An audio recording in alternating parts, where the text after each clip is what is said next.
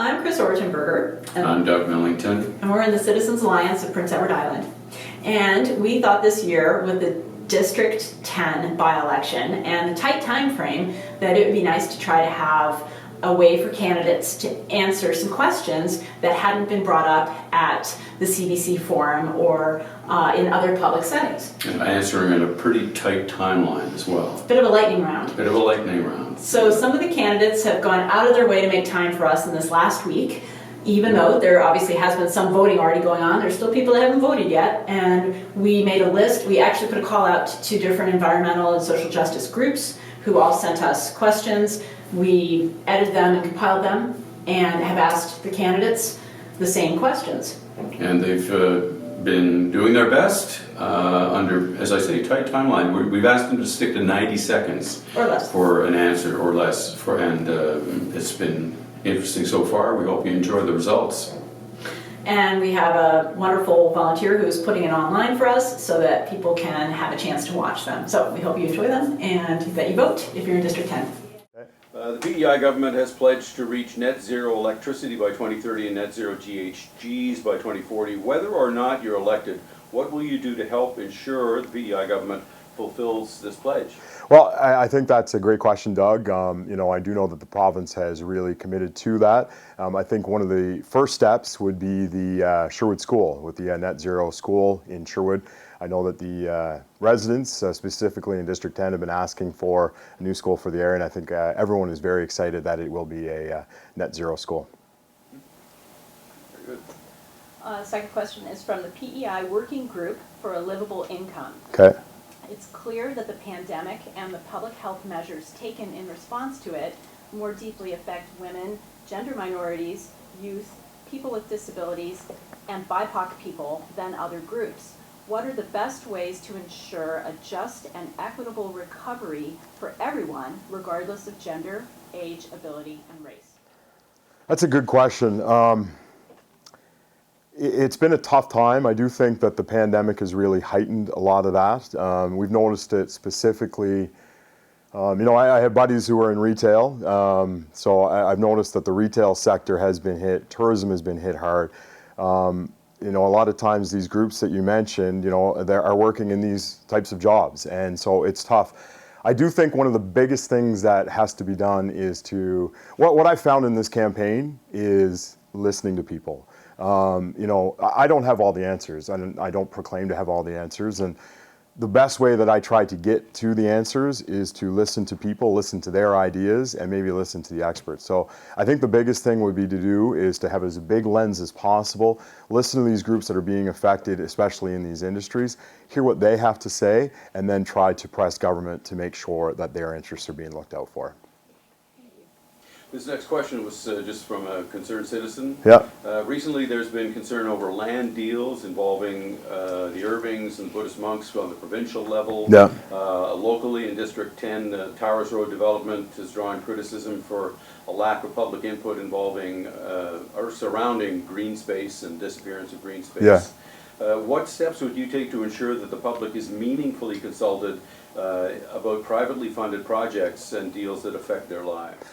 That, Doug, may have been someone that I talked to in the district. You know, it has come up, especially for the residents. You'll notice with the district, it encompasses a wide area, and that may have been brought up on a few phone calls that I made. As you may know, may or may not know, I'm not doing a typical door-to-door campaign, so I'm actually reaching out to individuals on the phone, and that has come up. And you know, of course, you have that where the citizens, you know, they're looking out for their best interest, and one of the big things was the traffic was a concern, the green space or loss of green space. You know, living in a suburb myself, you know, we always want to make sure that the residents' voices are concerned. You do have to, the community still has to grow, but my biggest thing is making sure that everyone is being heard, and that all different levels of government are being consulted. And I think that, you know, the biggest thing is being a resident, you want to make sure that your voice is being heard, and maybe it's not just the developer's voice or you know, the municipal voice. You want to make sure that the residents are being heard and that it is being looked after, and that at the end of the day, everyone is happy with the ultimate decision. The next is from the Citizens Alliance of PEI. Yeah. In recovering from COVID-19, how important is it to incorporate the principles of a Green New Deal to achieve a more equitable and sustainable society? So a Green New Deal, do you mind elaborating on that just a little bit? Sorry? Do you want to? Or sorry, Doug, yeah? Well, a Green New Deal is kind of an international movement that's emerged over the last several years. It's been adopted by Ocasio-Cortez in the States Yeah. and by the Greens here, obviously, and other environmental organizations. Yeah. Focusing on a just recovery and just certain overriding principles like the precautionary principle, do no harm. Let's not get back to the ordinary. Let's go beyond that. Focusing on the climate change issue as we go forward. It's a broad tent. Okay, yeah. Idea. Okay, I'll try to answer the question as best I can, Doug and Chris. You know, I do think that the environment is incredibly important, and you know that the land is incredibly important. I noticed this myself just on a personal level. We try to do a little backyard garden in our yard. Mainly, and the main reason why we do it is because I want my children to understand that you don't just walk into a grocery store and voila, there's your fruit, there's your vegetables. You know, I want them to understand that someone goes through a lot of work to put that potato in the ground, to plant it, make sure it grows, and then becomes something that you can eat. And I do think that we did see that during the pandemic when you would go down to Van Campen's or wherever you would go to get your seeds, and you're like, oh my goodness, they're sold out. So I do think that we should be stewards of the land, 100%. If that kind of answers your question. That's in there. Okay. That's an important part of Okay. it. Yeah. Okay, so from the fight for affordable housing. Okay. Currently, we typically support affordable housing with taxpayer-funded grants and loans to private developers. Would you support provincial investment in long-term agreements and multi-decade agreements with, rather than private developers, with municipalities, nonprofits, and cooperatives to provide nonprofit and public affordable housing? Could you just repeat that last line there, sorry?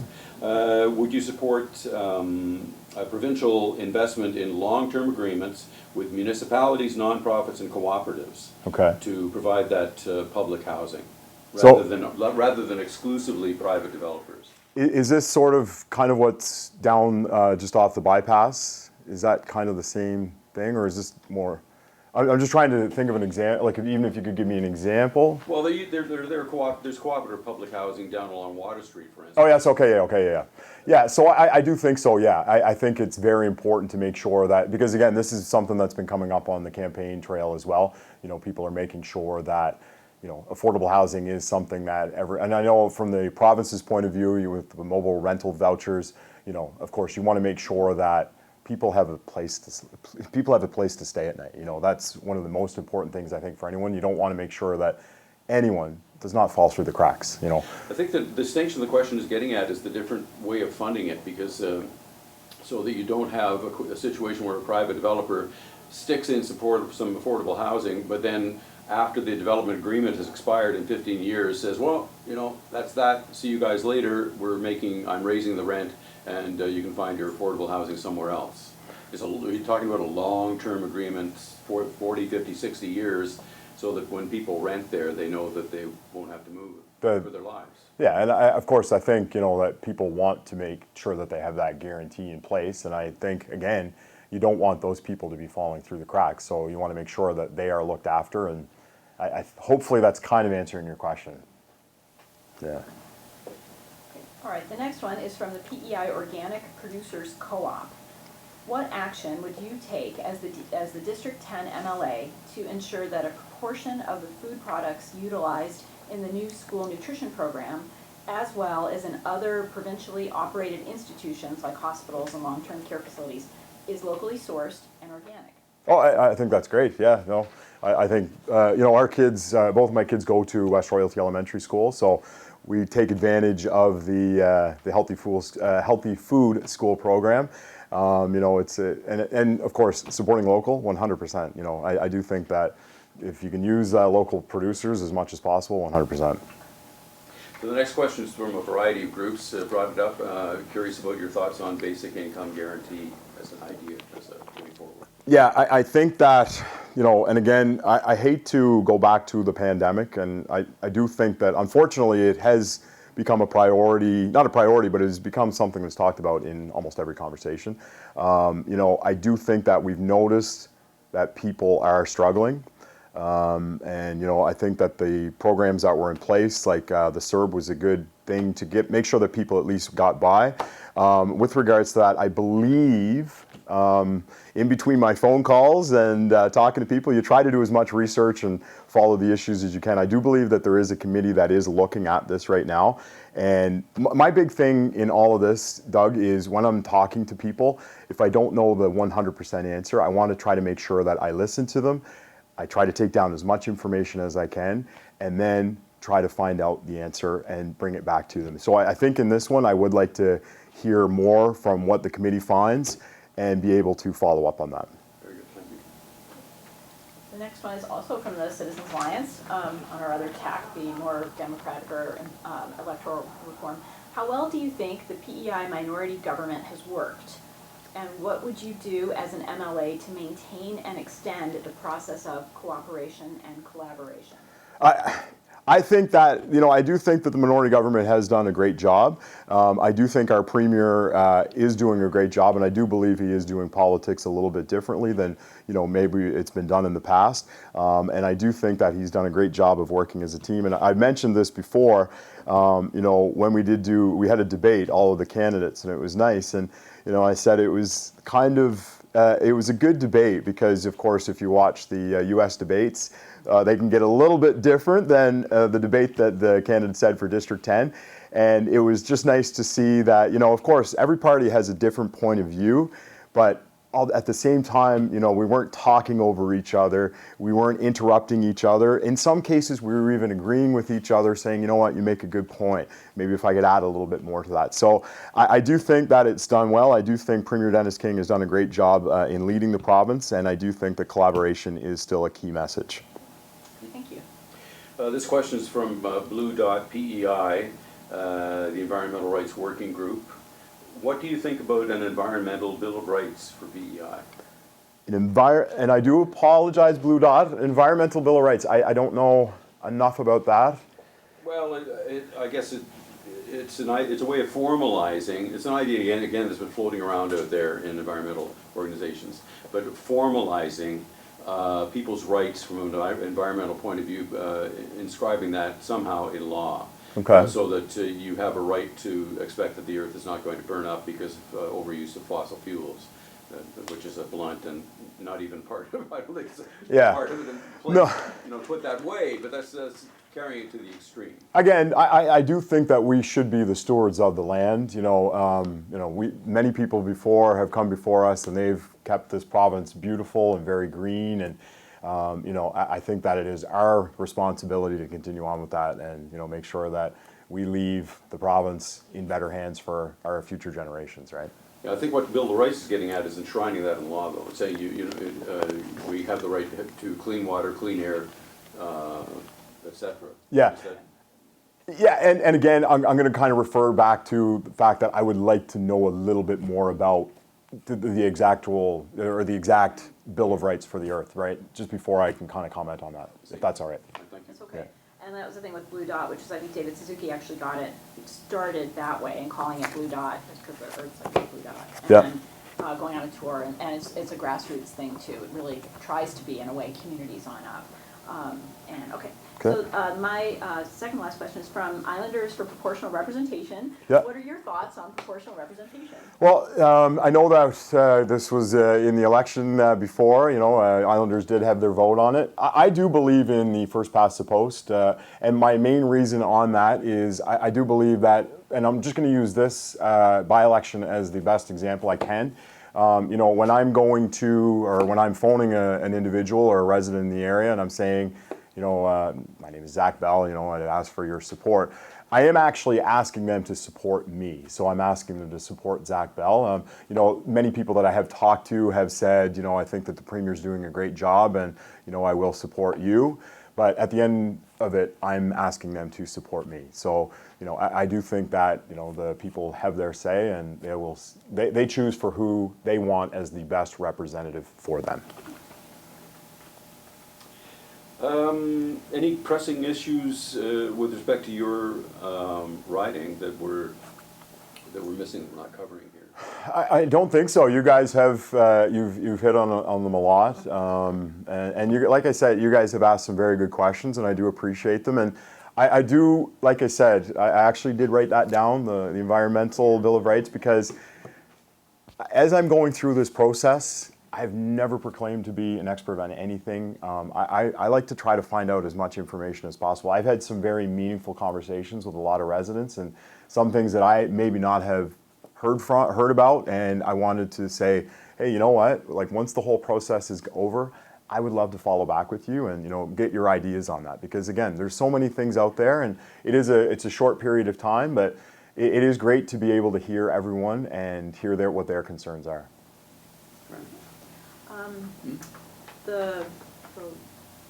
Oh, yours. I missed one. Yeah, I beg your pardon. Yeah. Okay. I was going to say, don't say this is the hardest one, and Here we go. just say, no, I'm out of time, sorry. The knockout punch. From the Coalition for Protection of PEI Water, Yeah. are you in favor of maintaining the moratorium on high-capacity wells? Why or why not? And what do you see as the major threat to our groundwater and steps you might take to protect them? You did save the toughest question for, well, one of the tougher questions. Yeah, the moratorium is still in place. I do think, and again, I'm going to go back to that, I'm not an expert, I think that we have to kind of rely on scientists and what they're saying. Very similar to with the pandemic, you know, we have followed Dr. Heather Morrison's lead. Not all of us are virologists, you know, we don't study infectious viruses, so, you know, on this one here, I do kind of have to go with what science is saying, and if science is saying, and that's kind of the best answer that I can give you. That's great. All right. And I have the last question. All right. Okay. What's your vision for PEI in the future? What do you want to see? That is a great question, Chris. Really good question.